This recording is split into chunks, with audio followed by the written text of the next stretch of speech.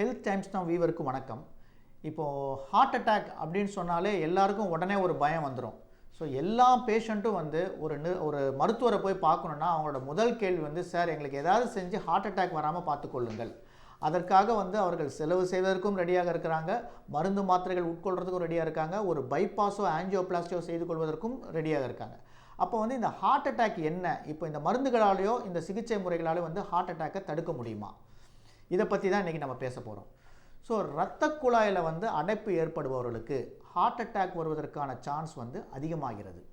இப்போ எல்லாரும் என்ன நினைக்கிறாங்கன்னா, ஒரு 20% அடைப்பு, ஒரு 80% அடைப்பு. யாருக்கு ஹார்ட் அட்டாக் வரும்னு கேட்டால் 80% அடைப்புக்கு தானே சார் வரும், டெஃபினட்டாக வந்து இரத்த குழாய் அடைப்பு வந்து 80% இருக்குது அப்படின்னு சொல்கிறாங்க.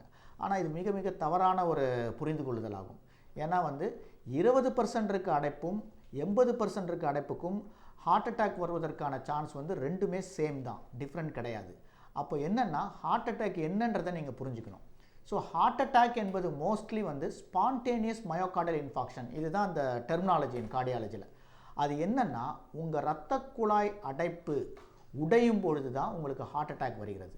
ஸோ அந்த உடையும் வந்து 80% உடையலாம், 20% உடையலாம். அப்படி உடையும் போது என்ன ஆகுதுன்னா, அந்த உடைந்த இடத்த வந்து இம்மீடியட்டாக நேச்சர் வந்து உங்கள் இரத்த குழாய் வந்து சரி செய்வதற்காக சிறு சிறு கிளாட்டுகளை ஏற்படுத்துகிறது. அந்த இரத்தங்கள் வந்து உறைய வைக்கிறது.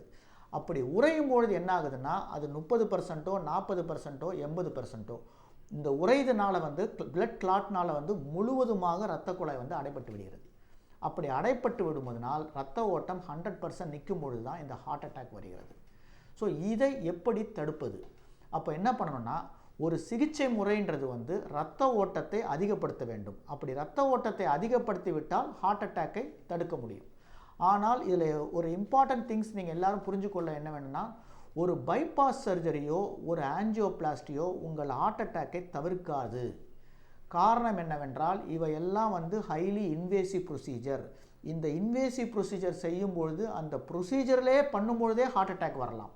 அப்படி இருக்கும் பொழுது ஒரு ஹார்ட் அட்டாக்கை தடுக்க வேண்டும், ப்ரிவென்ஷன்னு போகும்பொழுது வந்து ஒரு சர்ஜரி இல்லாமல் செய்யக்கூடியது தான் ப்ரிவென்ஷன். சர்ஜரி வந்து என்றைக்குமே ப்ரிவென்ஷன் ஆகாது. ஒரு சின்ன எக்ஸாம்பிள் நான் எல்லாருக்கும் சொல்லுவேன். கையில் வந்து எலும்பு முறிவு ஏற்பட்டால் அதற்கான சிகிச்சை முறை வந்து பிளேட்.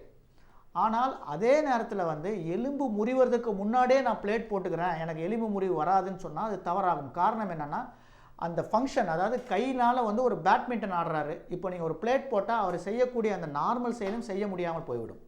அப்போ வந்து ப்ரிவென்ஷன்றது வந்து சர்ஜரி அல்லாமல் வருவது தான் ப்ரிவென்ஷன். இதில் முக்கியமான ஒன்றுனா ரெகுலர் எக்ஸசைஸ்.